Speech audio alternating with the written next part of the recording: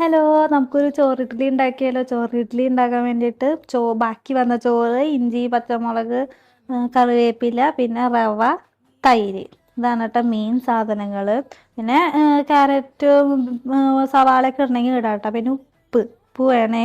എന്നിട്ട് ഈ ചോറിലേക്ക് കുറച്ച് ഉപ്പിടുക. അതിന് ശേഷം മോരൊഴിക്കുക. പിന്നെ കുറച്ച് റവ ഇടാൻ. ഞാൻ കുറച്ച് കൂടുതൽ റവ എടുത്തിരുന്നു, പക്ഷെ കുറച്ച് ആവശ്യമുള്ളൂ കേട്ടോ. എന്നിട്ട് നല്ലോണം മിക്സ് ചെയ്തിട്ട് അതിലേക്ക് ഈ നമ്മൾ മാറ്റി വെച്ച ഇഞ്ചിയും, പച്ചമുളക്, കറിവേപ്പില ഇതൊക്കെ ഇട്ടിട്ട് നല്ലോണം കുഴച്ചെടുക്കണം കേട്ടോ. ഈ സാധനം നമുക്ക് ചായയുടെ കൂടെയൊക്കെ കഴിക്കാം. അതേമാതിരി രാവിലെ ബ്രേക്ക്ഫാസ്റ്റ്, വൈകുന്നേരം ഡിന്നർ. ചോറ് വേസ്റ്റ് ആവില്ലല്ലോ. ഈ ചോറ് ഇഷ്ടമല്ലാത്ത നമ്മുടെ കുഞ്ഞു മക്കൾക്കൊക്കെ കൊടുക്കാൻ പറ്റിയ നല്ല സാധനം കേട്ടോ. അതാകുമ്പോൾ അവർ ചട്നിയൊക്കെ കൂട്ടി കഴിച്ചോളൂ. എന്നിട്ട് ഇതേമാതിരി നല്ലോണം കുഴച്ചെടുക്കണം.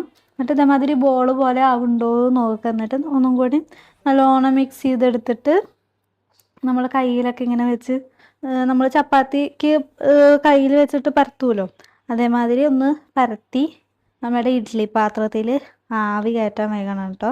കുഞ്ഞുമക്കൾക്കൊക്കെ എന്തായാലും നല്ല പോലെ ഇഷ്ടമാവും കേട്ടോ. എല്ലാവർക്കും, വലിയവർക്കും ചെറിയവർക്കും നല്ലോണം ഇഷ്ടമാവും.